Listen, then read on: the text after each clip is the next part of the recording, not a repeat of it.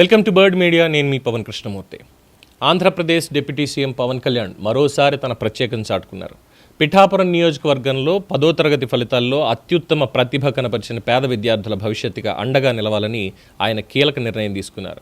నియోజకవర్గ వ్యాప్తంగా 580కి పైగా మార్కులు సాధించినటువంటి 31 మంది ప్రతిభావంతులైన విద్యార్థులను గుర్తించి వాళ్ళకి పూర్తిగా ఉచితంగా ఉన్నత విద్య అందించే బాధ్యతని ఆయన స్వయంగా చేపట్టారు. వీళ్ళలో రాష్ట్ర స్థాయిలో 598 మార్కులతో టాపర్గా నిలిచిన విద్యార్థి కూడా ఉండటం విశేషం. ఇప్పటికే అనాథ పిల్లలకి తన వ్యక్తిగత జీతం నుంచి నెలకి 5,000 రూపాయల చొప్పున ఆర్థిక సాయం ఇస్తున్నారు. పిఠాపురంలో ఉన్నటువంటి వాళ్ళు ఎంతమంది అనాథలు ఉన్నారో వాళ్ళకి ఇటీవల చూసాం. ఒక అక్క తమ్ముడికి కూడా ఆయన సాయం చేశారు. నెలకి 10,000 చొప్పున వాళ్ళకి ఇవ్వాలి అని చెప్పని, అలాగే వాళ్ళు ఉండడానికి ఇల్లు ఏదో ఒకటి చూడండి అని చెప్పని దానికి ఆర్డర్ చేశారు. సో ఇప్పుడు విద్యారంగంలో కూడా ముందడుగేసి అందరి ప్రశంసలు అందుకుంటున్నారు. ఇక్కడ డబ్బు సాయం మాత్రమే కాదు, ప్రతి విద్యార్థి భవిష్యత్తు మీద ప్రత్యేక శ్రద్ధ చూపిస్తూ వాళ్ళకి ఏ కోర్సులో ఆసక్తి ఉంది, ఏ కాలేజీలో చదవాలనుకుంటున్నారో తెలుసుకుని అందుకు అనుగుణంగా అడ్మిషన్లు కల్పించే ప్రక్రియను స్వయంగా ఆయన దగ్గరుండి పర్యవేక్షిస్తున్నారు. కాలేజీ యాజమాన్యాలతోటి మాట్లాడుతున్నారు. ఆ మాట్లాడడంతో ప్రముఖ విద్యాసంస్థలు దాదాపు ఈ 31 మంది విద్యార్థులకి పూర్తిగా ఉచితంగా అడ్మిషన్లు ఇచ్చేందుకు ముందుకు వచ్చాయి. సో ఆ సంస్థ యాజమాన్యాలతో మాట్లాడి ఈ విద్యార్థుల భవిష్యత్తుకి ఎటువంటి అడ్డంకి కాకుండా ఎంతవరకు చదువుకుంటే అంతవరకు కూడా వీళ్ళని ముందుకు తీసుకెళ్ళాలి అని చెప్పి చాలా స్పష్టంగా చెప్పారు. సో ఆర్థిక ఇబ్బందుల వల్ల చదువు మధ్యలో ఆగిపోకూడదు. ప్రతిభ ఉన్న ప్రతి విద్యార్థి కూడా ఉన్నత శిఖరాలను చేరుకోవాలనేదే తన లక్ష్యం అని పవన్ కళ్యాణ్ ముందే చెప్పారు. సో ఆయన చర్యలు కూడా అదే స్పష్టం చేస్తున్నాయి. ఈ విద్యా సంస్థలన్నిటికీ కూడా పవన్ కళ్యాణ్ గారు కృతజ్ఞతలు చెప్పారు. పిలిచిన వెంటనే వచ్చి వాళ్ళకి సహాయం అందించినందుకు గాను. అట్ ద సేమ్ టైం జన సైనికులు అందరూ కూడా ఆ విద్యాసంస్థల యాజమాన్యాలకి కృతజ్ఞతలు చెప్తున్నారు. సో విద్యార్థులు కూడా ఈ అవకాశాన్ని సద్వినియోగం చేసుకుని జీవితంలో ఉన్నత స్థానాలకి చేరుకోవాలంటూ పవన్ కళ్యాణ్ ఆకాంక్షించారు. హామీలు ఇవ్వడం ఒక్కటే కాదు, ఎందుకంటే రాజకీయ నాయకులు నార్మల్గా హామీలు ఇస్తారు. ఆ హామీలు వ్యక్తిగత చొరవతో ప్రభుత్వం నుంచి వస్తుందా లేదా పక్కన పెట్టే, వాళ్ళకి ఇది కావాలా, ఇది చేయాల్సిందే అనేటువంటి ఒక నిబద్ధతతో డే 1 నుంచి కూడా ఆయన చేస్తూనే ఉన్నారు. సొంత జీతం నుంచి, ఆయన జీతం కూడా ఆయన ఖర్చు పెట్టుకోవట్లే. ఎక్కడ మొత్తం ఎవరైతే పిఠాపురంలో అనాథ పిల్లలు ఉన్నారో వాళ్ళ ఆలన పాలన కోసం ఒక్కొక్కరికి 5,000 రూపాయలు చొప్పున ప్రతి నెల ఆయన జీతం నుంచి వెళ్తుంది. ఇది కాకుండా ఇక ప్రభుత్వం నుంచి వెళ్ళేటువంటి స్కీమ్లు ఏమున్నాయి వాళ్ళకి అవైలబుల్, అవి కూడా వాళ్ళకి అందాలి అని చెప్పి దానికి సంబంధించి అన్నా నాకు ఈ సాయం కావాలి అని వస్తే చాలు ఆయనకున్నంతలో ఆయన చేస్తూనే వెళ్తున్నారు. కడపలో ఇంటిగ్రేటెడ్ కిచెన్, తర్వాత చిలకూరుపేటలో డిజిటల్ లైబ్రరీకి మాత్రం ఆయనకి ఒక లైబ్రరీ కంప్లీట్గా పెట్టి సిస్టమ్స్ ఇవన్నీ చేసి బుక్స్ ఇవన్నీ కూడా వాళ్ళకి ఇవ్వడం జరిగింది. ఇలా చెప్పుకుంటే ఎన్ని, కానీ మనం చేసేదేంటి? ఆయన ట్రోల్ చేయడం, ఆయన ఆరోగ్యాన్ని ట్రోల్ చేయడం.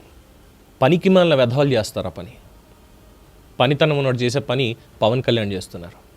కానీ ఆయన ట్రోల్ చేసేవాళ్ళు మాత్రం పనికి మాలిన వెధవలే. ఇప్పటికీ అంతే. కొంతమంది ఉంటారు పవన్ కళ్యాణ్ని టార్గెట్ చేసుకుని మాట్లాడడానికి మాత్రమే ఉంటారు వాళ్ళు, ఇంకెవ్వరూ అంతకు మించి ఏం లేదు. ఎలాగైనా పవన్ కళ్యాణ్ని టార్గెట్ చేయాలి, ఆయన ప్యాకేజ్ స్టార్ అనాలి, ఆయన కుటుంబాన్ని తిట్టాలి, ఆయన చేసే ప్రతి పనిని తిట్టాలి. ఈరోజు డోలీ మోతలు లేవు, గిరిజన ప్రాంతాలకు సైతం రోడ్లు వెళ్ళాయి. పార్టీ కార్యక్రమాలు లేవు, పార్టీ ప్లీనరీ పెట్టుకోలేదు, ఏం లేదు, ఆవిర్భావ దినం లేదు, ప్రజలతో ఉన్నాడు. ఈరోజు హెల్త్ బాగాలేదంతే, ఆపరేషన్ చేయించుకున్నాడు, బయటకు వచ్చాడు. ఏదైతే నరేంద్ర మోడీ గారు ఇచ్చారో సలహా, కాన్వాయ్ని తగ్గించుకున్నారు. ప్రతి ఒక్కటి కూడా ప్రోగ్రెసివ్గా చేసుకుంటూ వెళ్తే ఆయనకి మిగులుతున్నది ఏంటి? సమాజంలో బయట ట్రోలింగు, విమర్శలు, బూతులు, అవమానాలు. ఇదా పనిచేసేవాడికి? తాట తీసేవాడు లేక ఒక్కొక్కడికి. ఈసారి నుంచి పవన్ కళ్యాణ్ ఎవరన్నా విమర్శించినప్పుడు ఒకవేళ ఆయన పాలనలో ఇది పొరపాటు జరిగింది, ఎందుకు ఇది జరిగిందని నిలదీయచ్చు, తప్పే లేదు. కానీ వ్యక్తిగతంగా ఆయన్ని ఇష్టం వచ్చినట్టు మాట్లాడుతూ, ఇష్టం వచ్చినట్టు తిడుతూ, ట్రోల్ చేసేటువంటి వాళ్ళకి జన సైనికులు ఇచ్చిపడేయండి హ్యాపీగా. మొహమాటం లేదు, అస్సలు మొహమాటం లేదు.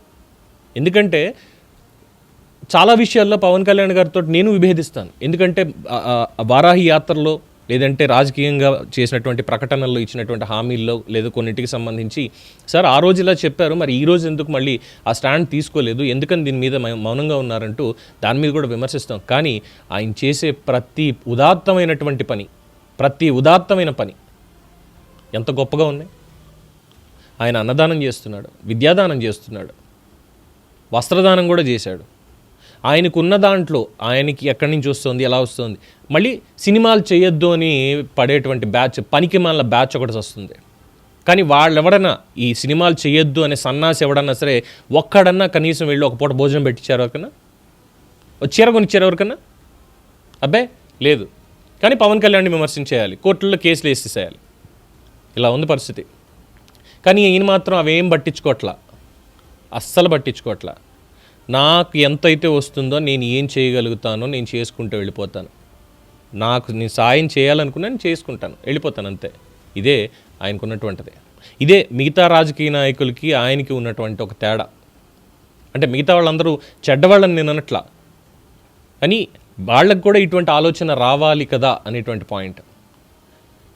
ఇందులో ఒక చిన్న కంపారిజన్ అని కాదు, కానీ డెఫినెట్గా నారా లోకేష్ పవన్ కళ్యాణ్ తోటి నడుస్తున్నారు. ఎందుకంటే మొన్న పునర్వికకి ఆపరేషన్ అయింది, ఇంజెక్షన్, దాంట్లో 10 కోట్లు ఆల్రెడీ అప్పటికే వచ్చింది.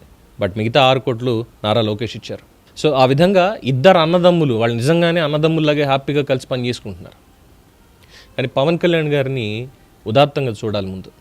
డెఫినెట్గా డొక్కా సీతమ్మ గారు పేరు పెట్టించారు చక్కగా మధ్యాహ్న భోజన పథకానికి. క్వాలిటీ క్లియర్గా ఉండాలి, ఎక్కడ ఏ ఒక్కరికి చిన్న పొరపాటు కూడా జరగడానికి వీల్లేదు అని చాలా క్లియర్ కట్ ఇన్స్ట్రక్షన్స్ ఇచ్చారు. ఇంటిగ్రేటెడ్ కిచెన్స్ ఎన్నిసార్లు అని చెప్పుకుంటామండి. ఆయన చేసే పని చెప్పొచ్చు, తప్పులేదు, పని చేశారు కాబట్టి. పని చేయకపోతే ఎలివేషన్లు కావాలి, పని చేసేవాడికి ఎలివేషన్లు అవసరం లేదు, ఆ పనే అతనికి ఎలివేట్ చేస్తుంది. అది పవన్ కళ్యాణ్. దీని మీద మీ అభిప్రాయం తెలియచేయండి. చూస్తూనే ఉండండి ది బర్డ్ మీడియా.